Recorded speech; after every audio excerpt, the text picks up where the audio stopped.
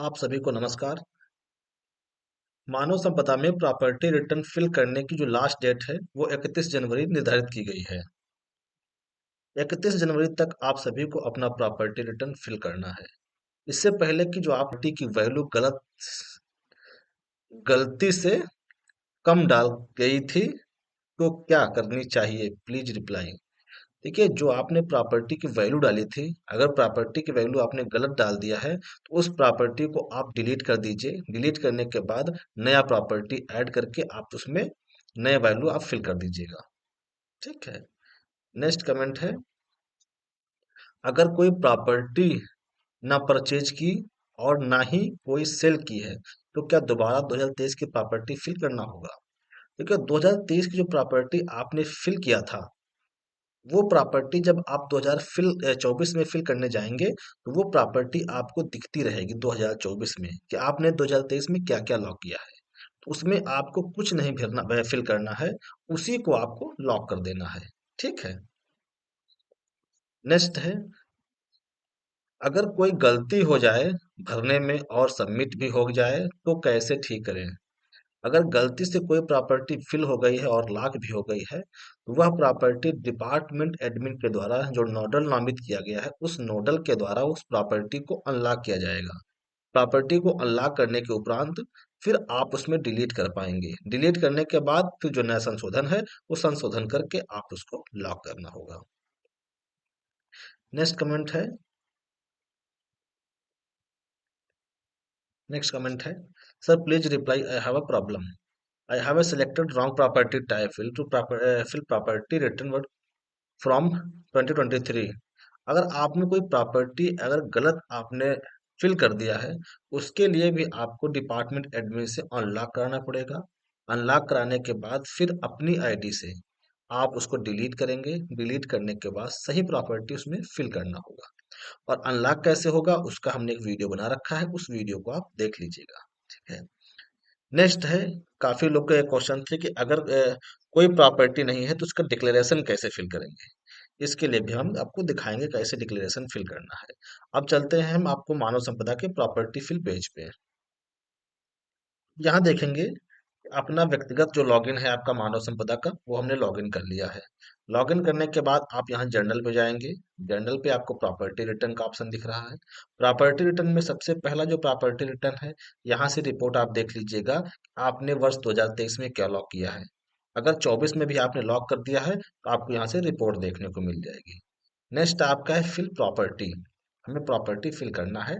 जब property fill में click करेंगे, क्लिक करने के बाद यहाँ पर देखेंगे वर्ष 2024 पड़ा हुआ है।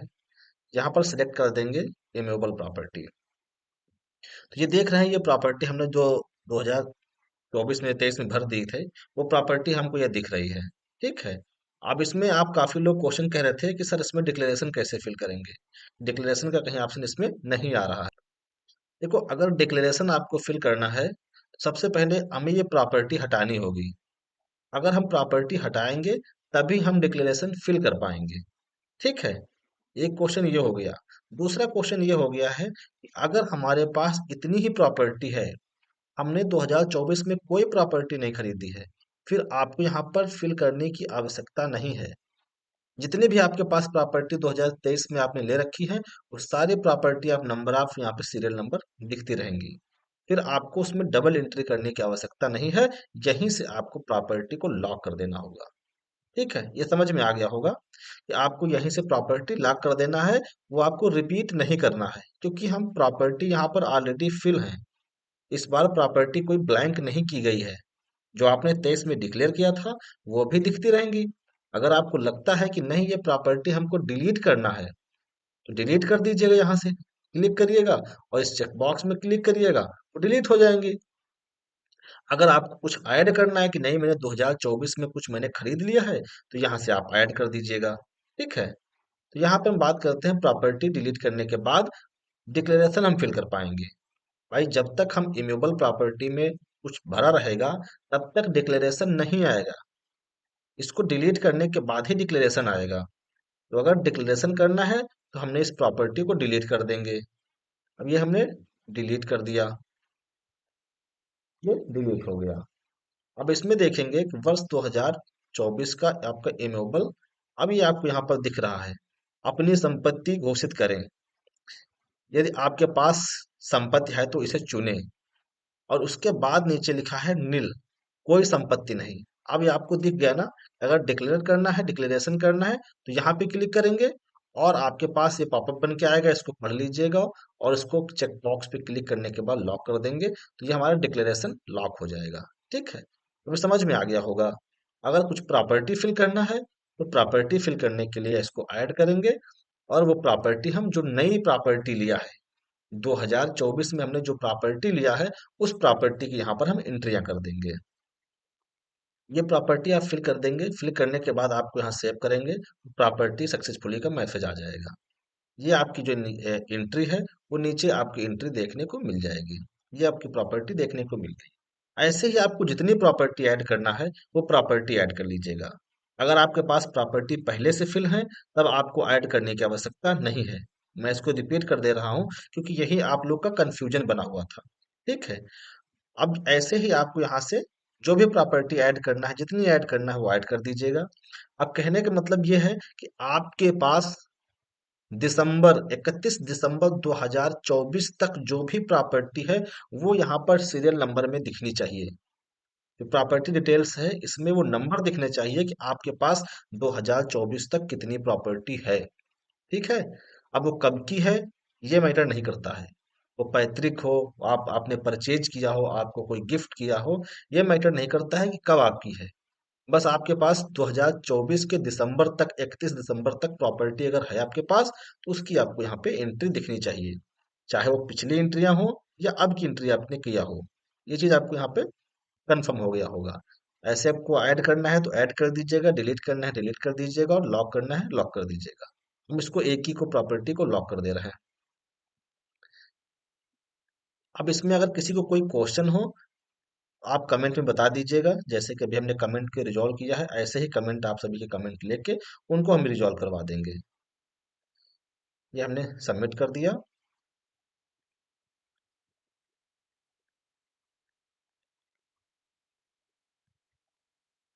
ये प्रॉपर्टी हमारी लॉक हो गई। अब ये हमें रिपोर्ट में देखने को मिल जाएगी। रिपोर्ट में जाएंगे, व्यू करेंगे, यहाँ पे व्यू में आप देखेंगे कि हमने 2024 की फिल कर दी है। यहाँ पर आपको रिपोर्ट में दिख जाएगा, ये हमने फिल किया है वो दिख गया है। ठीक है, ऐसे हम बात कर लेते हैं अब आपको नेक्स्ट प्रॉपर्टी के बारे में। फिल प्रॉपर्टी पे क्लिक करेंगे, यहाँ आप मूवेबल प्रॉपर्टी ले लेंगे। सॉरी, यहाँ आप मूवेबल प्रॉपर्टी ले लेंगे, और यहाँ भी पूछ रहा है कि अगर आपको यहाँ पर अपनी संपत्ति घोषित करना है, आप यहाँ पर डिक्लेयर करेंगे अपनी संपत्ति, और अगर आपके पास कुछ नहीं है तो यहाँ आपको नील को आप यहाँ पर डिक्लेरेशन दे देंगे। वही सेम केस है। अगर आपके पास यहाँ संपत्ति पहले से भरी होगी पिछले साल 2023 की, तो आपको उसे डिलीट करना होगा पहले। डिलीट करने के बाद फिर अपने आप डिक्लेरेशन दे पाएंगे। और अगर आपको प्रॉपर्टी फिल करना है, कुछ देना है आपको, तो ऐसे ही आपको यहाँ पर क्लिक करना है और ऐड कर देना है। समझ रहे हैं ना। ऐड करोगे तो ऐसे प्रॉपर्टी का वो सेम पेज जो पिछली बार आया था वही पेज आपको यहाँ पर देखने को मिल जाएगा। जो डेट है वो डेट आप यहाँ फिल कर दीजिएगा, उसकी जो वैल्यू है वैल्यू डाल दीजिएगा और उसको सेव कर दीजिएगा। ये ऐसी प्रॉपर्टी आपको ऐसे सीरियल नंबर में देखने को मिल जाएंगी। ठीक है, अगर पहले से आपके पास जो फिल होंगी वो भी आपको यहाँ पर दिखेंगी, और जिसकी फिल नहीं होगी, जो डिक्लेयर अपना डिक्लेरेशन दिए होंगे, उनके पास नल आएगा। तो इसका कहने का मतलब है अगर आपने सब फिल कर दिया है तो सभी डिलीट कर देंगे, उसके बाद डिक्लेरेशन आएगा। अगर आपने वो प्रॉपर्टी आपके पास है, आप यहाँ पर इतना ही आप डिक्लेयर कर देंगे, उसमें फिल करने की आवश्यकता नहीं है। अगर आपको कुछ ऐड करना है तो आप यहाँ से ऐड कर दीजिएगा। ठीक है, अब यहाँ तक तो आपको समझ में आ गया होगा। हमारा कहने का मतलब है कि इस सीरियल नंबर में जितनी भी प्रॉपर्टी हैं, आपने अगर 23 में प्रॉपर्टी भरी है तो वो भी प्रॉपर्टी आपको यहाँ पे 24 में दिख रही होंगी। सिर्फ आपको करना क्या है, इसमें लॉक करना है। अगर उतने में से जितना आपने फिल किया है उसमें कुछ ऐड करना है तो यहाँ से ऐड कर लेंगे। अगर इसमें कुछ आपने सेल कर दिया है तो डिलीट कर देना है। हाँ, एक केस और है। अगर आपके पास नोबल में जैसे कि आपने एसआईपी ले रखी थी और एलआईसी ले रखी थी, उसमें आपने जो अमाउंट है और भी जमा किया होगा, तो यहाँ पर उसको आपको डिलीट करना होगा। जैसे कि हम यहाँ पर कोई एसआईपी लिए होते, तो उसकी जो वैल्यू है उसकी वैल्यू बढ़ गई है, तो यहाँ पर आप संशोधन नहीं कर पाएंगे। दो ही ऑप्शन है, या फिर आप उसको डिलीट करिए, डिलीट करने के बाद न्यू एंट्री करिए, या उसी को लॉक कर दीजिए। उसको लॉक कर देंगे तो गलत हो जाएगा। उसको डिलीट करना, और डिलीट करने के बाद जो प्रेजेंट की वैल्यू है उस वैल्यू को आप फिल करना, देन उसके बाद आपको लॉक करना है। ठीक है। ऐसे किसी की एलआईसी हो गई, ऐसे ही किसी का आपका एसआईपी हो गए, ऐसे ही आपके शेयर्स हो गए हैं। तो जो भी आपकी नई वैल्यू है वो आपको नई वैल्यू यहाँ पे फिल करना है। ठीक है, अब इतना तो समझ में आपको आ गया होगा यहाँ तक। अगर इसके बाद भी अगर हमसे कुछ छूट गया है तो आप कमेंट में बता दीजिएगा, और कमेंट में हम रिप्लाई आपको कर देंगे। ठीक है।